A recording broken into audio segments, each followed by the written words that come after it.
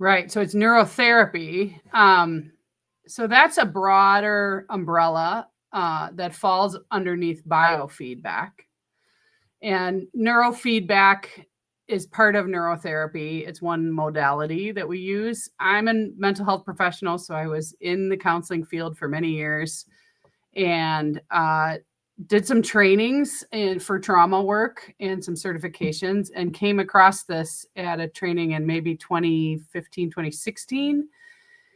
And it really struck me because it's science-backed, data-based measurements. And then you marry that personal and relationship you have with your clients with it to help them. And I loved that. And I had several clients that were really struggling, and they'd tried a whole bunch of meds. They weren't working. I was probably their second, third, fourth therapist. And we just kept going over the same thing, and they were really, really stuck.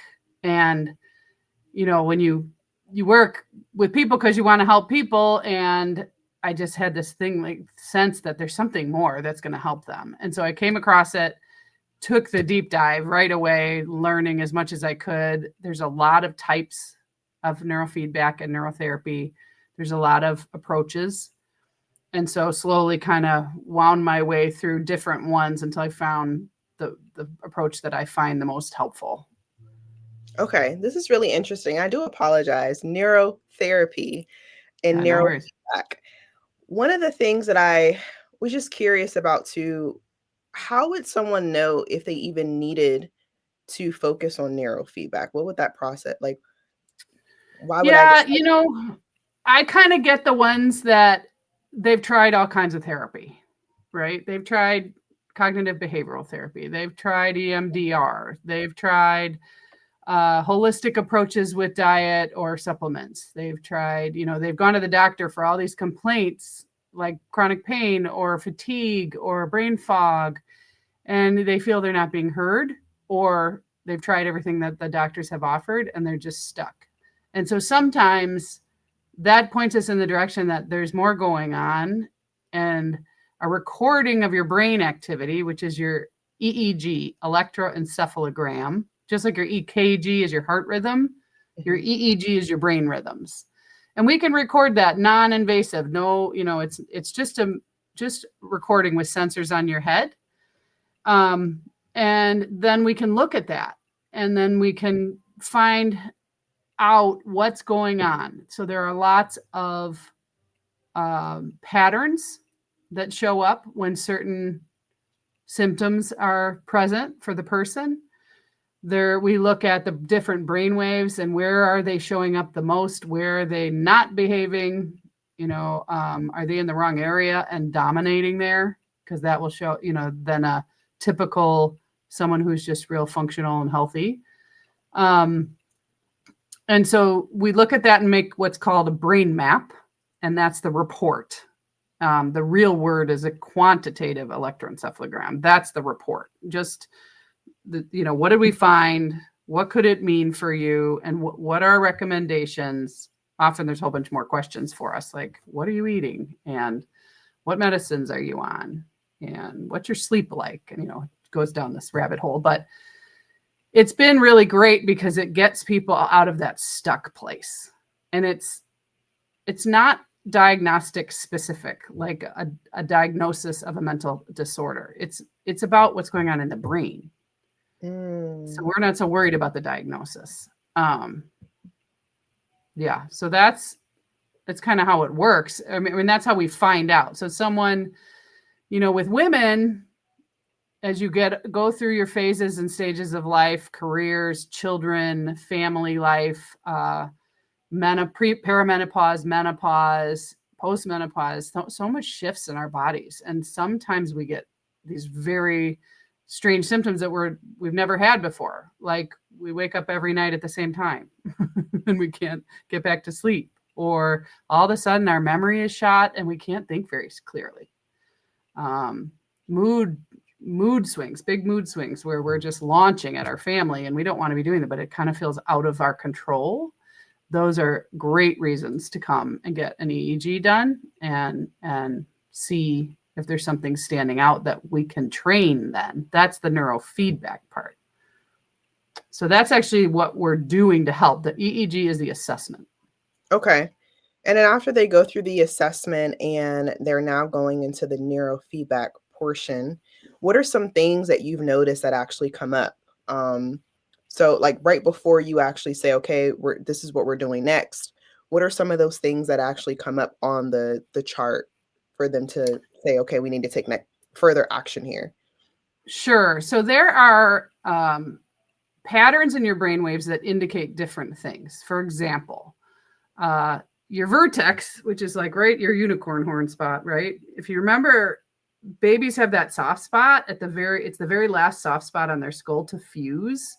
And so that's the vertex. It's where the last pieces of the skull firm up. And so underneath there is a part of your brain called the sensor motor strip. And if we see certain activity there, it can indicate sleep trouble.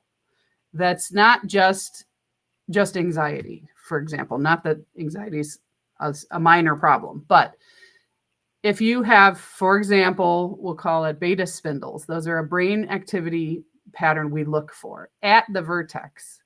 You are going to have a very difficult time when that branch hits the window in a storm or something. Your partner might just roll over and go back to sleep or not even move at all, but it awakens you.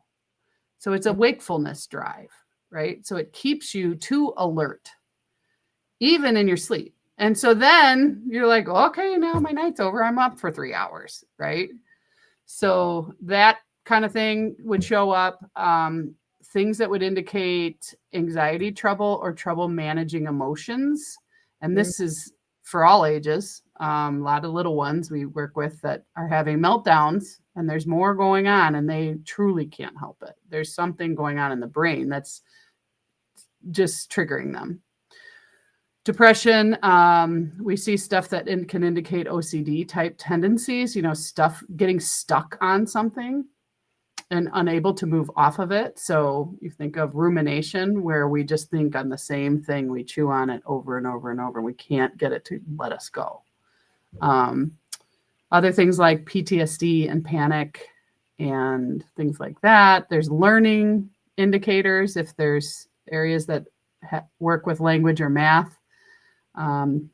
We see things that show what your processing speed is. So how fast you are taking in information and handling it well in your brain's super fast. So like a split second. So there's a lot. It gives us so much information, even down to, is there inflammation? Is there blood flow issues?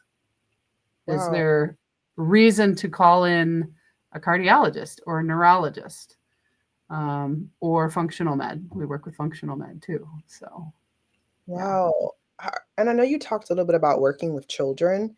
Have you worked with children with autism, or is there any correlation? Mm-hmm.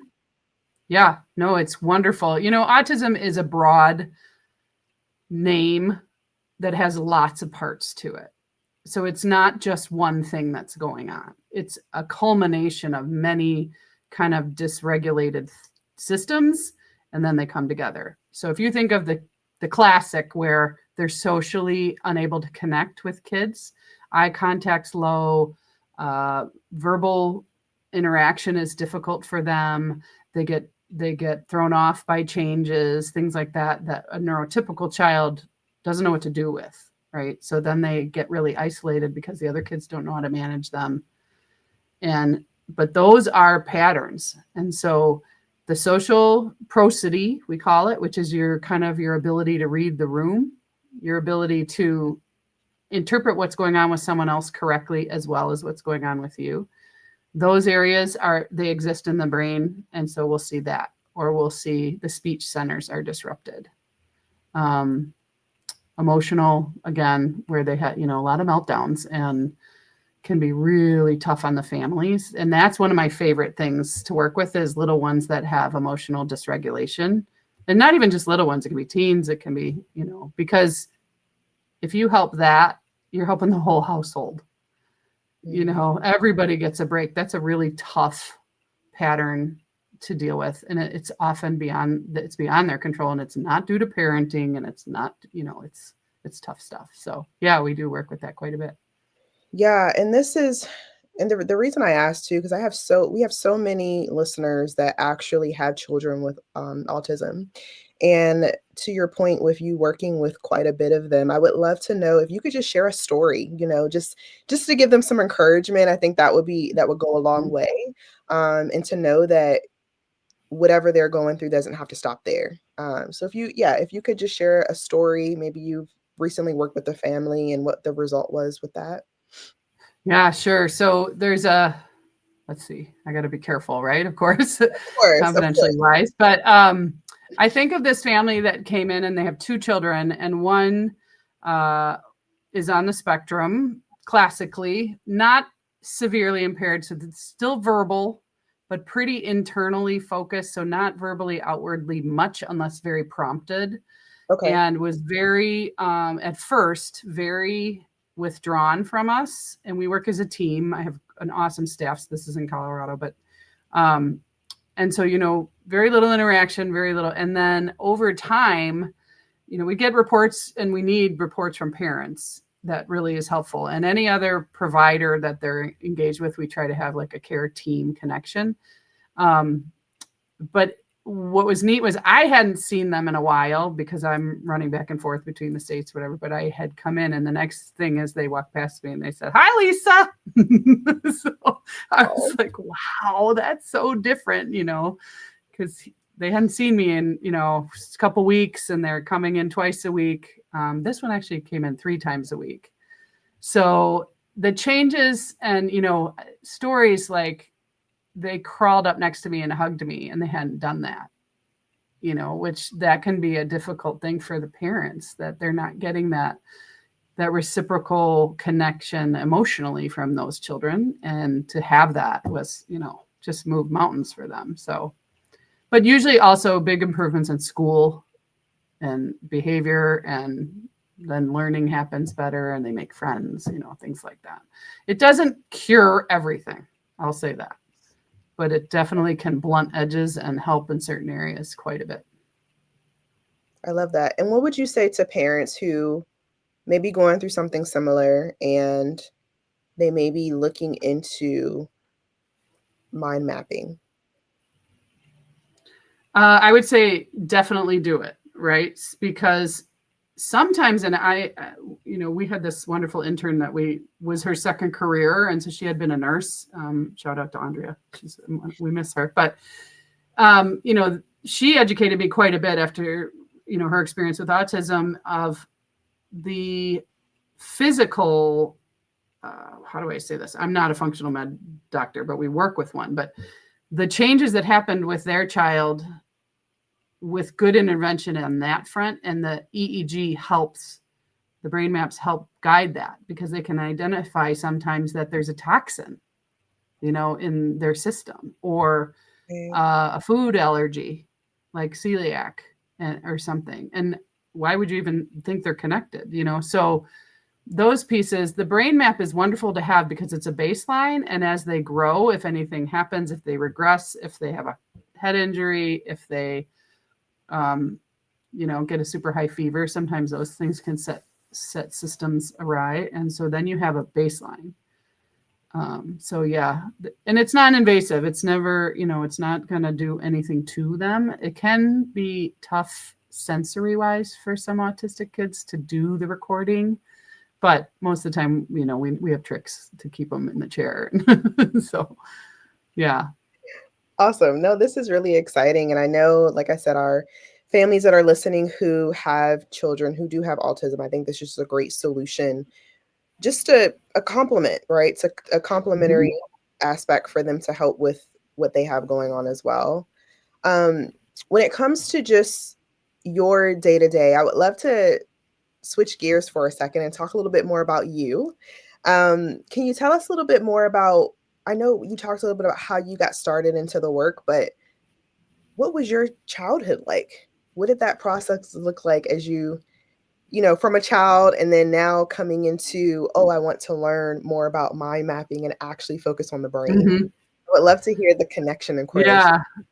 Well, first, I'm fourth of 5, right? So I have 3 older brothers and myself, and then a younger sister. And I think of my mom, she was a saint. I think it was like wild Indians, right? So, and we grew up in a time where it was like, go outside, go out and play. And, you know, there were no cell phones. They didn't know where we were, that, you know, we were running around making our way, and, very social, my family and where we grew up, lots of kids. And, so I think some of that is I'd like to be around people. Somewhere along the line, I just really realized I love to hear people's stories and see what's going on with them. And when I hit high school, I had a friend who went, and I knew what was going on, but she went to our school counselor and for help with what was going on at home. And the counselor told the parent, and it actually, I say retribution, but like she paid the price, my friend, for that. And it wasn't something that should have been, confidentiality should have been broken. And we knew the rules. We knew enough of that. She should have been safe to talk to this person. And I think that's where I was like, this is the most important position in the high school. And she just, you know, my poor friend, you know, just paid for it. Let's just say that. So that's when I first thought I want to go into this field. And so I think we were like maybe sophomores or something like that in high school. And so I went to undergrad for psychology. I wiggled around a little with different majors, but then I ended up back there, finished in psychology, and knew I wanted to go on. So did my master's in clinical psychology pretty quickly, like 20, I think I finished 24, somewhere in there. I'm dating myself, but so, and went into the field, but I also taught with undergrad and stuff. And it's never boring to me.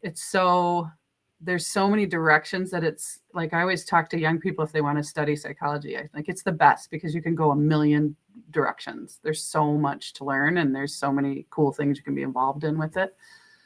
So, but I'm also a science mind. I like data. And so that's, I think, why the neurofeedback piece clicked so much for me.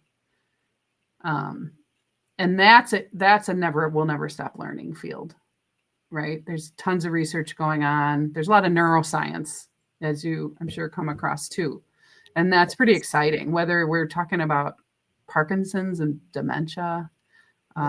Besides working with little ones with emotional trouble, like that's one of our focuses, but also concussion work. And that's one of my passions. I was a college athlete. I have 2 children that were college athletes, and the concussion piece is scary, and the CTE stuff is very scary, but I think there's a way to head that off with this tool. Wow. And I think that's powerful. Yeah. That's incredible. So, what are some other, and just to actually piggyback off of that, what are some just anything like recent news that's currently in the works right now that you can, if you are open to sharing, that can really connect the dots with athletes and concussions, or anything that you've learned just kind of in the last few years?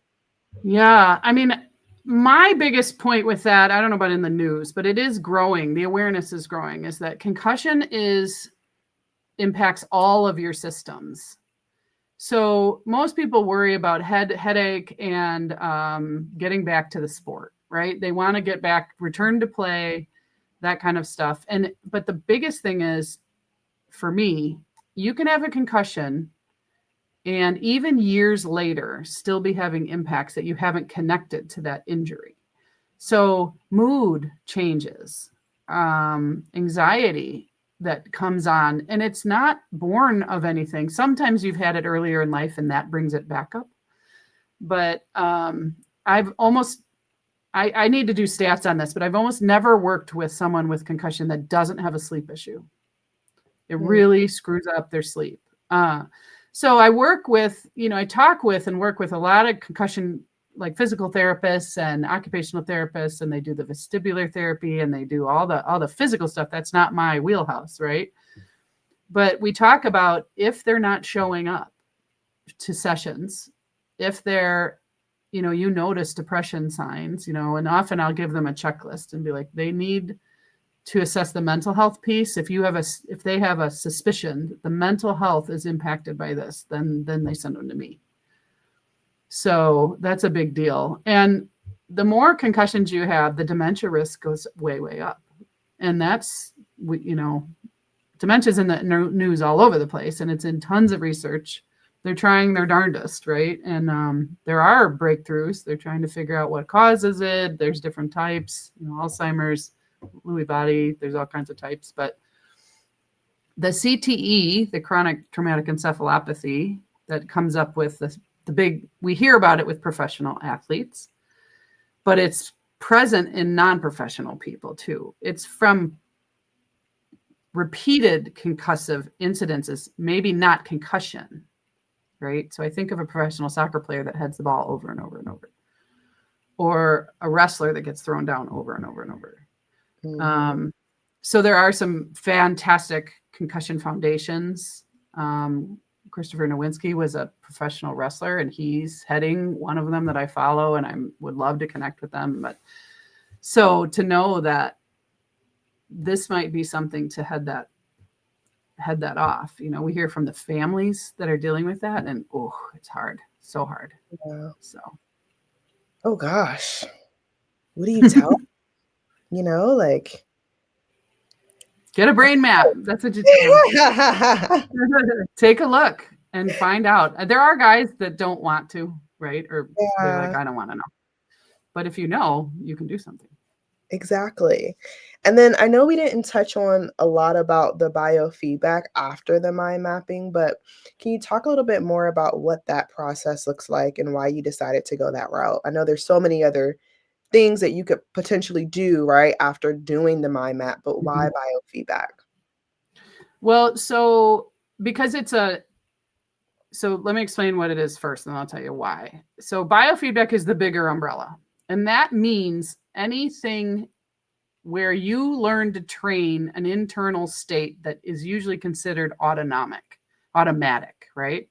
Mm-hmm. So biofeedback, you can learn how to change your heart rate, how to change your body temperature, how to change your gut trouble, all these kinds of things through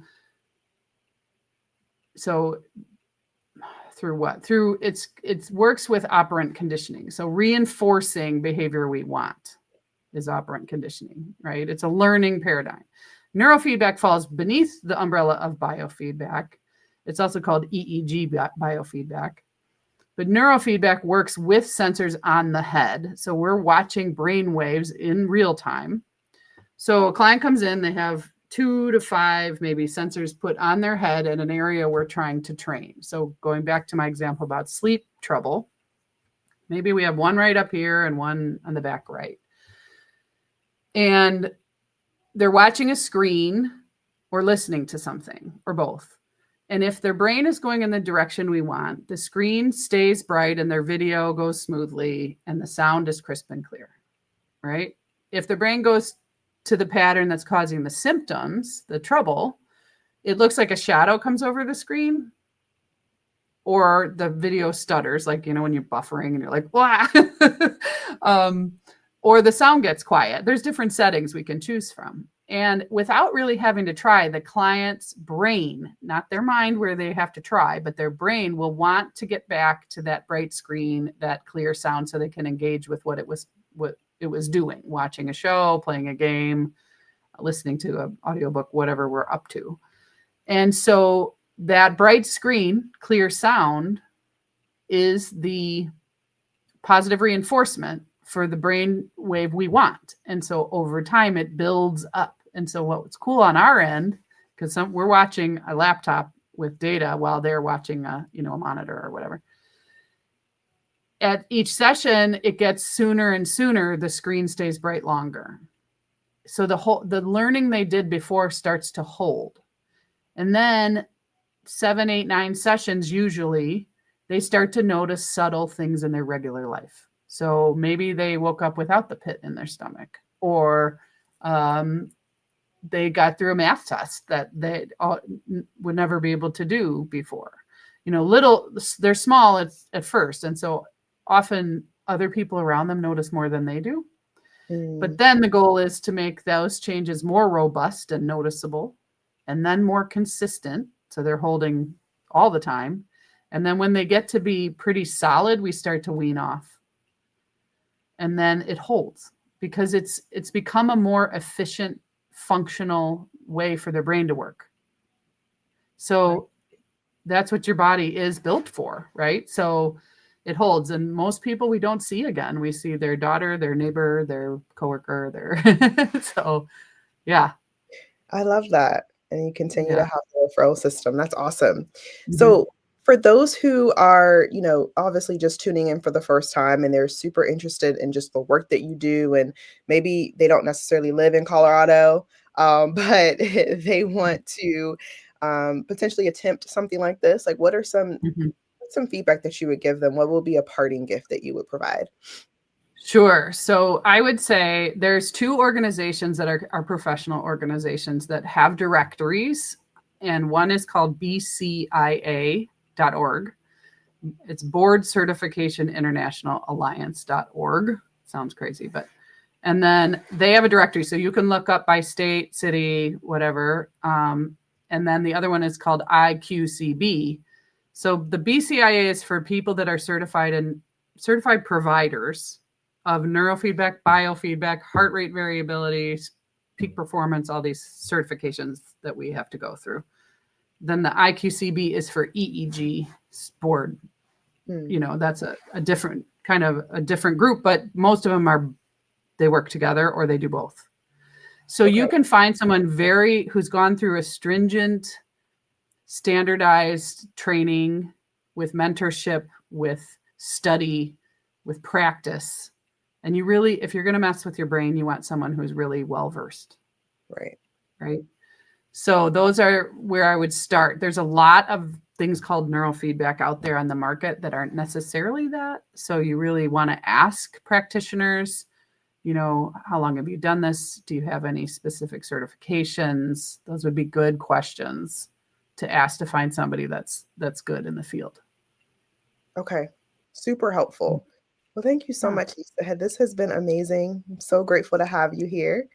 Now, if anyone wanted to connect with you further, what would that process look like? Yeah, so I'm easily found through either Illinois or Colorado through my website is mindbodyneuro.com. And you can link to us either way, either place through there. We're all over the socials with also Mind Body Neuro, LinkedIn, Insta, Facebook, all that stuff, Google.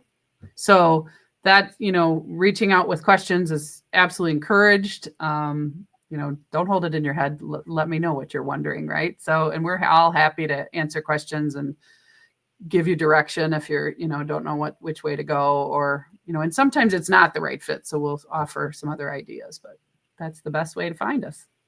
Absolutely. Well, thank you so much again. Until next time. Hey, take care.